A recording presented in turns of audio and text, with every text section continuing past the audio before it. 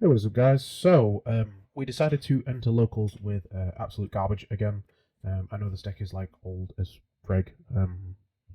Yeah, Sky Striker is actually quite an old deck now that I think about it. But we decided to go with this instead of playing Salad and other good decks. The Galaxy Brain part of this is we damaged all of our sleeves on the way to work today, so on the way back, we had to de-sleeve on the bus, which is a very, very difficult thing to do. I don't advocate it for anyone. It's a very bad idea. That's how you nearly end up watching half.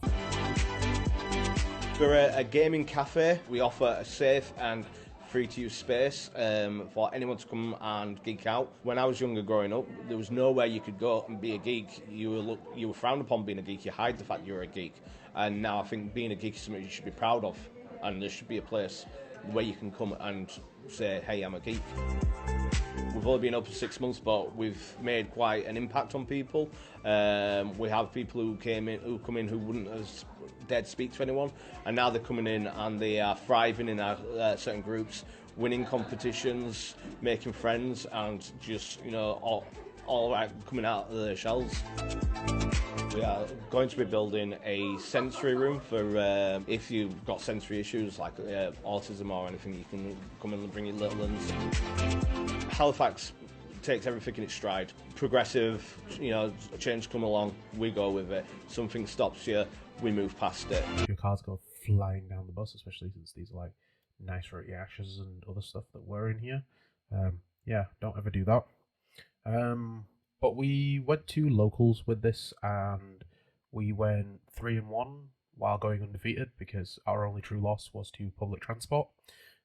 Somehow it takes an hour to get from where I work to my locals. Thank you for Shower Traffic for making that great for me. God awful experience, I know.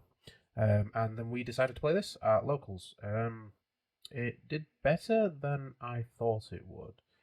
We had 2 Labyrinth matches, and I think the final match was I think it was Ancient Warrior or something on the lines of that.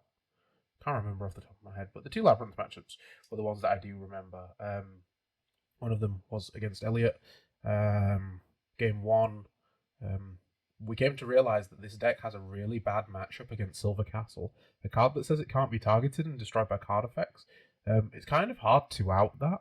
The way that we kind of had to do it was linkage to make Kagari like a 3-odd beat stick, so I can start punching over stuff, because before then we couldn't really do anything.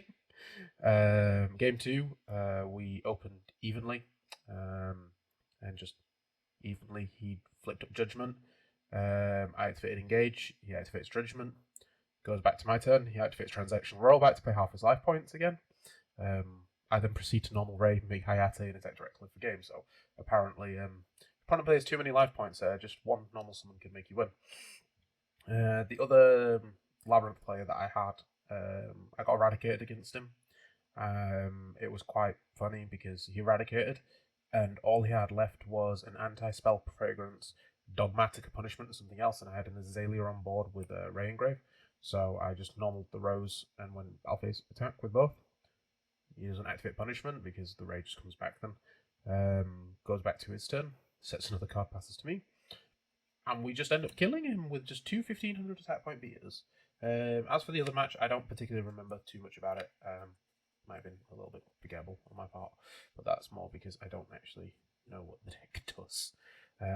But enough of me explaining what we're up against. We're just going to go into the profile of it. So we played 3 Ray, 1 Rose. We don't need any more of this. I think after years of playing this deck, we've already all established that this is the correct number of Sky Striker stuff that you play, unless you're playing some other variant. For hand traps, we play 3 Effect Veiler, 3 Ash Blossom, and 3 Nibiru. We don't play any other hand traps. Again, I didn't actually come up with any theory behind this deck.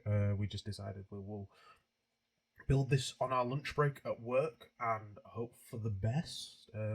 It kind of worked. Everything did what it needed to. The Nibiru's got sided out because, unfortunately, against Labyrinth, these don't do anything. This kind of did nothing as well. And the Ash Blossom was just Ash. It did everything. I contemplated maining Droll as well, but we just didn't have the space in the main for the Droll because I wanted to play some other things. And Droll does certain things to some matchups, but not to everything. So I kind of just left it at that and just hoped for the best. And that's it for the monster lineup. We don't need any more hand traps. We don't need anything else. Maybe 1 or 2 hand traps I could have played was Ghost Mourner, maybe, but no, it's not really needed. Droll, it works in some matchups, it doesn't work in others. My locals, it probably is going to be good because we are now on our 5th Flunderies player, so Droll probably does do something. But they always open shifter, so it doesn't really matter. The other matchups, I don't think any other hand traps would have really mattered. Then we play through the best card, 3 linkage. This is how we punished over Silver Castle. Yeah. Not a lot of people actually read what this does. They just assume that it just cheats something out of the extra deck, but stat modifiers do actually matter. Triple Widow Anchor. We had the same explanation that we have to give to everyone, where its taking effect is optional on my part, and it happens on resolution. So the amount of people that are like, "Oh, you're going to take it," I'm going to tribute off with Eradicator. I'm like, okay, you do realize I might have not taken it, so yeah, we'll just kind of want to negate its effects because we had 2 other anchors set, so yeah, that's fine.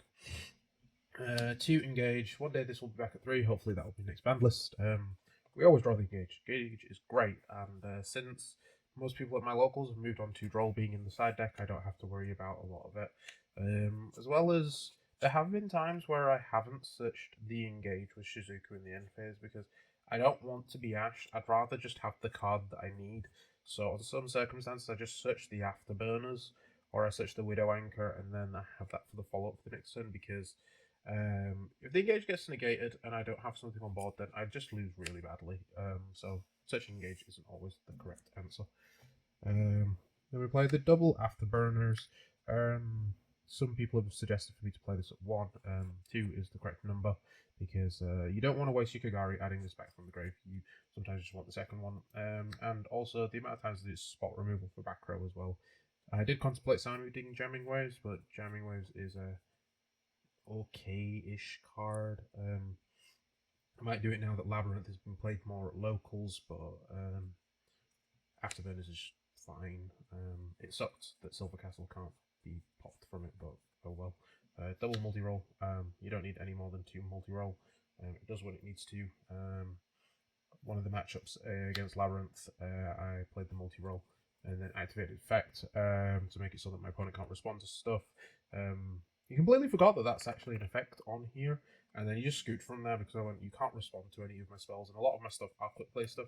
So on resolution, because I have 10 player priority, I'll just play something again, just so that I know that your traps aren't going to be doing anything to me. 1 Shark Cannon. I did think of playing more of this because graveyard stuff is relevant in the format, but the Shark Cannon didn't really come up as often as I thought it would. I used it to reborn. Oh yes, now I remember. It was an Orcus matchup. Lie completely. It was an Orcus matchup because I remember reborning his Dingrissu with this. So yeah. 1 Hornet Drones. We do play this, but this is kind of like the worst Sky Striker spell. You play it as an additional name and maybe an extender, but we don't need to extend as much. So yeah, that kind of is a thing. And then 1 Eri Zero. We don't need more of this. It's just another name for Sky Strikers, and it's a way to out stuff that you have Widow Anchor stolen from your opponent. Then for your spells, we play the triple upstart Goblin. Be careful, time is not your friend, so activating these, you need to know that you are actually going to get the damage in to win. But free spells are free spells. Before this came back to 3, we did play the Metal Foe Fusion package and Foolish Burial Goods. People said it was terrible, but I'm too poor to own thrusts, so we played that so that number 1, we could Foolish Burial Goods and engage, and then Kagari add it back. Number 2, Metal Foe Fusion was just a good card to get off with multi-roll and other things. But free spells in your grave is just great. The amount of times that I keep on drawing multiple upstarts, though, I've yet to be punished from Droll, and I don't think I will be at local, so I'm fine with that. Triple Forbidden Droplet, we play this over Imperm because it's a spell, and the amount of times I've dropleted, and I don't know what it is, but the amount of times I've done it and people have said to me, "Oh, what are your targets with it?" I'm like, this doesn't target. So, yeah. And also, it's great off sending of other stuff. Unfortunately, if you send the field spell off this, it doesn't trigger because it sends for cost, and that doesn't trigger the field spell. But it is still great because you can go Widow Anchor, you can go Afterburners, and then Widow Anchor, and then chain the droplets and send the spells that you were using anyways. So yeah, that's kind of good. And then the final spells, we play double Cosmic Cyclone and one Reinforcements of the Army. The reason why we play this number is because we don't need more Cosmic. I think of siding two Twin Twisters, but unfortunately I traded them off to somebody so that we'd have double Cosmic and double Twin Twisters. It's mainly because spell removal and it kind of does stuff because not everyone is playing Fire Kings at my locals because Fire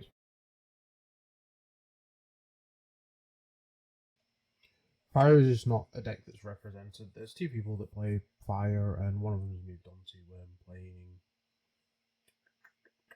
Marinsess now because you find better luck with it. It's the whole thing of if you give a good player expensive cardboard, he just starts breaking, but you give him absolute garbage decks, and he for some reason does really, really well. And then finally, because we are playing Blind Second Strike, we do play through Trouble evenly. This card's amazing. I don't like Lightning Storm. I prefer this because it gets rid of the problem, and also this hits the back row and other stuff at the same time.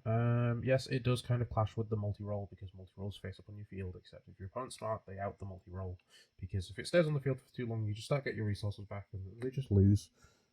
So the good players play into evenly. So yeah. For the extra deck, it's kind of a little bit of work in progress because again, we built this on the bus there. So we have the one amazing token, which is just great.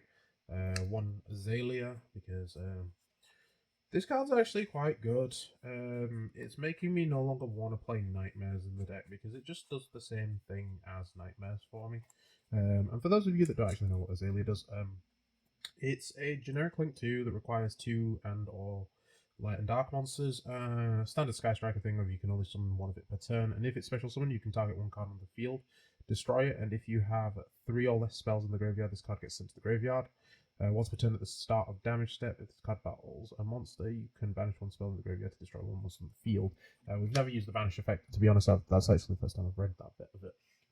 It's never really come up now that I look back on it. We just mainly use it as it's a free link off with Widow Anchor, and it's also a free spot removal.